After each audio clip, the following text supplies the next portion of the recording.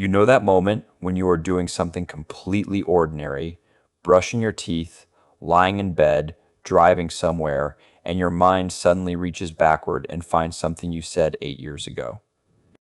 Maybe it was a joke that landed strangely, a sentence that came out wrong, a moment when you tried too hard to seem confident, or the expression on someone's face after you spoke. Nobody has mentioned it since. The people involved may barely remember it, but somehow your brain has preserved the scene with enough detail to make your stomach tighten all over again. From the outside, this can look ridiculous. People sometimes describe it as overthinking, being too sensitive, or caring too much about what other people think. And sometimes those descriptions contain a small piece of the picture, but they miss what the mind is actually doing. Replaying an embarrassing memory is rarely a deliberate attempt to make yourself miserable. More often, it is the brain returning to a moment that once contained uncertainty about something deeply important, how you were seen, whether you belonged, and whether a social mistake had consequences you failed to understand. That is what makes embarrassing memories from years ago so strangely persistent.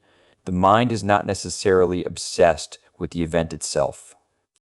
It may be obsessed with the unanswered social question attached to it. Did they think I was strange? Did I reveal too much?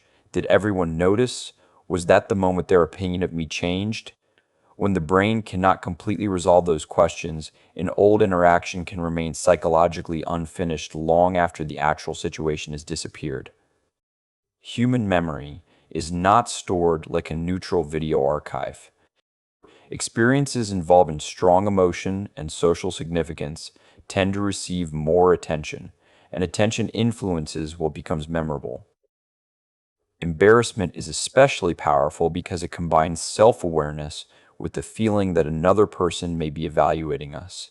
The nervous system can treat that evaluation as meaningful because human beings are deeply social creatures. Belonging, reputation, acceptance, and rejection have always mattered to us.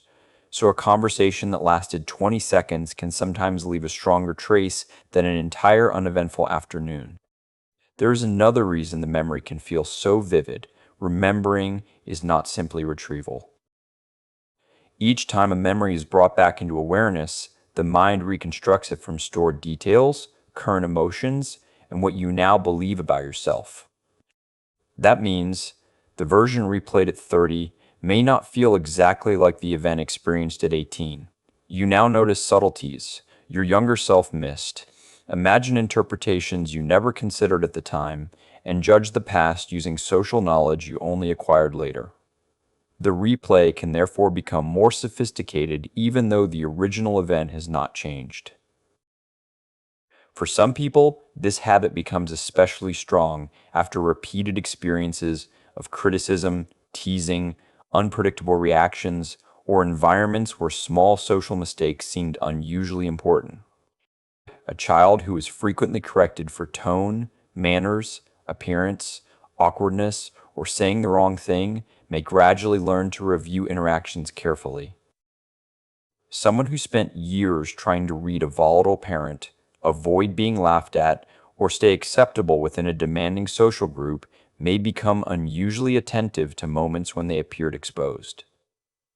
None of this is required for embarrassing memories to linger, but experience can teach the mind that reviewing social mistakes is useful. The original purpose may have been practical. If replaying an interaction helps you understand what went wrong, you can adjust the next time. Behavioral learning depends partly on noticing consequences, and social learning is no different. The problem is that the brain does not always know when the lesson has already been learned. What began as useful reflection can become repetitive mental checking, examining the wording again, imagining what everyone thought, testing alternative responses, and searching for some final interpretation that makes the discomfort disappear. This is not automatically healthier or less healthy than simply forgetting embarrassing moments quickly. People differ in how strongly they remember emotional experiences, how much uncertainty bothers them, how sensitive they are to social evaluation, and how naturally their attention returns to unresolved events. Someone else may remember the same incident and feel almost nothing. That difference does not necessarily mean they are more secure or that you are unusually fragile. Minds simply assign importance differently. The paradox is that replaying the memory can create both discomfort and a small sense of control. You cannot change what happened, but you can mentally examine it. You can imagine the better answer, understand the mistake, predict how someone interpreted it, or rehearse how you would behave now. For a few moments, the past becomes editable, even though reality is not. That can make rumination strangely compelling. The replay hurts, but the analysis gives the mind something to do with the helplessness of an event that is already over.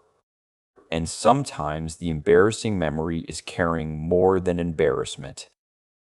The moment may represent an older fear of appearing foolish, needy, inexperienced, emotional, eager, awkward, or different. What hurts years later may not be the sentence itself, but the version of yourself that became visible when you said it. This is why reassurance like "nobody remembers" does not always solve the feeling. Even if nobody else remembers, you do, and the memory may still touch a private rule about the kind of person you were trying very hard not to appear to be. There can also be a quieter cost to constant review. When the mind repeatedly treats old social exposure as something that still requires investigation, it can keep the emotional meaning of the event active. The person may become more careful before speaking, more likely to rehearse conversations, or more reluctant to risk looking inexperienced or sincere.